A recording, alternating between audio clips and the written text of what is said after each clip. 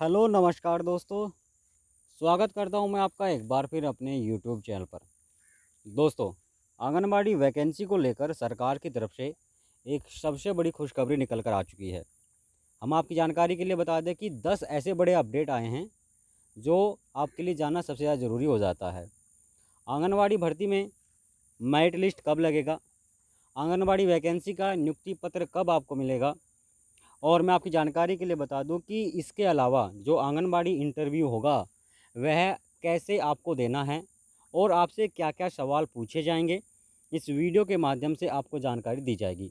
साथ ही जो आंगनबाड़ी, मिनी आंगनबाड़ी कार्यकर्ता महिलाओं का कार्य है वह क्या होगा वह भी आपको इसमें बताया जाएगा। और सबसे बड़ी खुशखबरी की बात तो यह है कि इसमें सैलरी में भी बढ़ोतरी कर दी गई है। जिन महिलाओं को पहले 4,000 रुपये मिलते थे, अब उन्हें 6,500 7,000 रुपये प्रति माह के हिसाब से उत्तर प्रदेश सरकार यह धनराशि देगी। तो चलिए इस वीडियो की शुरुआत कर लेते हैं और जो अपडेट आया है आंगनबाड़ी वैकेंसी को लेकर वह मैं आपके सामने रख देता हूं। आप में से बहुत सारे ऐसे हमारे सब्सक्राइबर हैं, भैया बता दूं, जो यूपी सरकार द्वारा आंगनबाड़ी भर्ती को चलाया जा रहा है, अब उसमें एक नया मोड़ आ गया है। इस आंगनबाड़ी भर्ती में एक नया अध्यादेश जारी हुआ है और आप यह भी जानते होंगे कि यह आंगनबाड़ी भर्ती का केस दोस्तों लखनऊ खंडपीठ में चल रहा है। मैं आपको बता दूं, आपका इंटरव्यू यहां पे इसमें लिया जाएगा। अगर आप इंटरव्यू देने जा रहे हैं तो आपके पास कुछ महत्वपूर्ण दस्तावेज होने चाहिए। देखिए, जिन दस्तावेज़ों को आपने ऑनलाइन आवेदन करते समय दिया था वह सभी डॉक्यूमेंट आपके पास होने चाहिए, क्योंकि उनका वेरीफाई होगा, वेरिफिकेशन अच्छी प्रकार से किया जाएगा। अगर मान लीजिए एक भी दस्तावेज में कोई भी कमी पाई जाती है तो मेरे प्यारे दोस्तों, आप इस भर्ती से बाहर हो सकते हैं, आपका फॉर्म निरस्त हो सकता है। अगर आपका सिलेक्शन हो गया है तो आप इस भर्ती में शामिल नहीं हो पाएंगे और आंगनबाड़ी वैकेंसी जो उत्तर प्रदेश सरकार द्वारा चल रही है उसमें आपको कोई भी बेनिफिट नहीं मिलेगा। मैं आपकी जानकारी के लिए बता दूं, इसमें महत्वपूर्ण दस्तावेज जो आपको अपने साथ ले जाने हैं, जैसे कि हाई स्कूल 10वीं की मार्कशीट, 12वीं का सर्टिफिकेट और ग्रेजुएशन, यानी कि जो आपने अप्लाई किया है, अप्लाई करते समय जो सर्टिफिकेट आपने लगाया है वह आपको इसमें देना होगा। आपकी जानकारी के लिए बता दूं कि अक्टूबर के महीने में ही आंगनबाड़ी भर्ती का मेरिट लिस्ट आने वाला है। आप में से बहुत सारे ऐसे आवेदक हैं जो बार बार हमसे हमारे यूट्यूब चैनल के माध्यम से हमें यह बताना चाहते हैं कि सर हमारा जो पीडीएफ मेरिट लिस्ट है वह कब आएगा। तो मैं आपकी जानकारी के लिए बता दूं, वह आपको अक्टूबर के महीने में मिल जाएगा, लेकिन अक्टूबर के महीने में केवल उन्हीं को मिलेगा जिन जिलों का 45 दिन पूरा हो चुका है। अब अगर आप दोस्तों उन जिलों में शामिल हैं जिनकी भर्ती समाप्त हुए 45 दिन हो गए हैं या फिर उससे ज़्यादा हो गया है, तो आप हमें कमेंट करके बता सकते हैं। फिर मैं आपको यह बता दूंगा कि आपको वह मेरिट लिस्ट पीडीएफ कहां से और कैसे डाउनलोड करना है।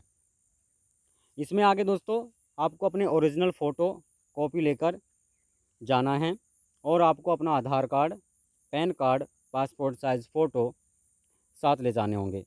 यह इत्यादि कुछ ऐसे डॉक्यूमेंट है, अगर आप इन्हें नहीं ले जाएंगे तो आपका वेरिफिकेशन नहीं हो पाएगा और आप इस भर्ती में शामिल नहीं हो पाएंगे।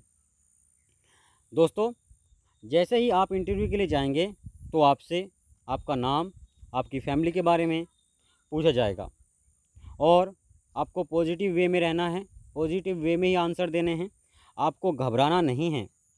उसके बाद आपके क्वालिफ़िकेशन के स्तर के बारे में पूछा जाएगा, आपने कहाँ से क्या किया है, कौन सा सब्जेक्ट लिया था 10th 12th में, और आपने आंगनबाड़ी वैकेंसी में क्यों आवेदन किया और इससे आपको क्या बेनिफिट होगा, और आप कैसे जो गांव क्षेत्र में, विकास खंडों में आवेदक अन्य हैं, ग्रामीण स्तर के लोग हैं, उन्हें आप कैसे समझा सकते हैं, बता सकते हैं।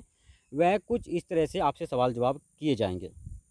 मैं आपकी जानकारी के लिए बता दूं कि आपको ध्यान में यही रखना है कि जो इंटरव्यू होगा उसमें आपको पॉजिटिव वे में रहना है, घबराना नहीं है, क्योंकि लगभग 3 से 4 या फिर हाईएस्ट 10 सवाल आपसे पूछे जाएंगे। आपने क्या कर रखा है, anganwadi supervisor, anganwadi helper, anganwadi worker का क्या काम होता है, आपके क्षेत्र के बारे में आपसे पूछा जाएगा। यानी कि आपको यह भी ध्यान में रखना है कि क्या क्या वर्क इन पद पर रहते हुए महिलाओं द्वारा किए जाते हैं। आप अच्छी प्रकार से पढ़ के जाए, तैयारी करके जाए। आपके क्षेत्र में जनसंख्या कितनी है, वहाँ पर किस जाति के लोग सबसे अधिक रहते हैं, गरीबी रेखा से नीचे आने वाले लोगों की पात्रता क्या होती है। और मैं आपकी जानकारी के लिए बता दूं कि आप सुपरवाइज़र, वर्कर, ऐसे हेल्पर अगर बनना चाहते हैं तो आपको इन सभी सवालों को अच्छी प्रकार से रट लेना होगा, समझ लेना होगा। अगर आप इन्हें नहीं समझेंगे तो आपके लिए बहुत ज़्यादा प्रॉब्लम खड़ी हो सकती है। इस भर्ती से बहुत सारे आवेदकों को काफ़ी ज़्यादा उम्मीदें हैं। इनका क्या काम होता है, इनके बारे में आपसे प्रश्न पूछे जा सकते हैं। आपको कितनी सैलरी मिलती है, आपके नीचे काम करने वाले व्यक्तियों को आप कैसे मैनेज करेंगे, इस बारे में आपसे पूछा जाएगा। और मैं आपकी जानकारी के लिए यह भी बता दूं कि कुछ करंट अफेयर जैसे कोविड-19 जैसे कुछ एक आध क्वेश्चन आपसे पूछे जा सकते हैं, क्योंकि यह तो आप जानते हैं कि आशाओं और आंगनबाड़ी महिलाओं का जो कार्य है वह इस बार सबसे ज़्यादा देखा गया है और वह महिलाएं कोविड-19 के इस वैश्विक स्तर पर काफ़ी ज़्यादा आगे बढ़कर देश की सेवा कर रही है। इसलिए आपको जो करंट अफेयर्स है उसको भी अच्छी प्रकार से रीड कर लेना होगा। महिला और बच्चों के स्वास्थ्य के बारे में भी आपसे प्रश्न पूछे जा सकते हैं। अब यह इंटरव्यू का फेस होगा जो आपसे पूछा जाएगा। मैं आपकी जानकारी के लिए यह बता दूं कि आप में से बहुत सारे ऐसे आवेदक हैं जिन्होंने एक गलती की और उनका जो रजिस्ट्रेशन नंबर है, उनका जो आवेदन हुआ है वह निरस्त हो गया है। अब मात्र एक गलती करने की वजह से सभी आवेदकों का रजिस्ट्रेशन प्रक्रिया रद्द हो गया है। वह भर्ती में आने से पहले ही बाहर हो गए हैं। वजह क्या है मैं आपको यहाँ पे क्लियर बता देता हूँ।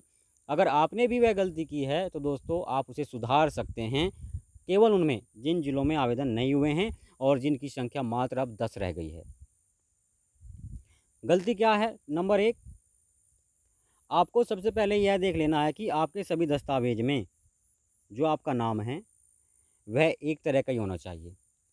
किसी भी वर्ड में कोई गलती नहीं होनी चाहिए। अगर हिंदी में है तो मात्राओं में गलती नहीं होनी चाहिए। दूसरा, आपको इस बात का भी ध्यान रखना है कि जो आप जाति प्रमाण पत्र लगाते हैं वह तो आपके पति पक्ष का लगेगा, लेकिन जो आपका निवास प्रमाण पत्र होगा वह आपके पिता पक्ष के लगेगा। इन्हीं गलतियों की वजह से बहुत सारे आवेदकों के आवेदन जो है निरस्त हो गए हैं। अब मैं आपकी जानकारी के लिए यह बता दूं कि इस भर्ती में महिलाओं से और महिलाओं को जो बीमारी होती है उनके बारे में भी आपसे पूछा जाएगा और उसका इलाज कैसे आप करा सकते हैं वह भी आपसे पूछा जाएगा। उनके रोकथाम के संबंध में कुछ प्रश्न पत्र आपके सामने रखे जाएंगे। 6 साल से कम उम्र के बच्चों की बीमारियों और उनकी रोकथाम के संबंध में आपसे प्रश्न पूछे जा सकते हैं, क्योंकि यह सभी कार्य आंगनबाड़ी वैकेंसी के अधीन आता है। अगर आप आंगनबाड़ी महिलाओं में शामिल है और आपने आवेदन कर रखा है तो आपको इन चीज़ों का ध्यान रखना ही होगा, क्योंकि जो आंगनबाड़ी महिलाएं होती हैं वह 6 साल से जो कम बच्चे हैं उन्हें उनकी देखभाल के लिए रखा जाता है, जो मेन कार्य होता है। अब मैं आपकी जानकारी के लिए बता दूं कि जो 6 साल से कम बच्चे होते हैं उन्हें पहला टीका क्या होता है, दूसरा टीका कब लगता है, तीसरा टीका कब लगता है, चौथा, पाँचवा, छठा, सातवां, इस प्रकार से दोस्तों उन्हें कम से कम 10 से 12 टीके लगाए जाते हैं। तो वह टीके कब और किस स्थिति में लगते हैं वह आपको बताने होंगे। वहीं दोस्तों मैं आपकी जानकारी के लिए यह बता दूं कि अब कुछ ऐसे ज़िले हैं जिनमें भर्ती चल रही है, जैसे कि आपका लखीमपुर खीरी, सोनभद्र, कासगंज और मथुरा। यह कुछ ऐसे ज़िले हैं जिनमें आवेदन की प्रक्रिया प्रारंभ है और 17 अक्टूबर तक इन सभी ज़िलों में आवेदन किए जाएंगे। हालांकि कुछ ऐसे ज़िले हैं इनमें जिनकी अंतिम तिथि इस महीने ही समाप्त होने वाली है।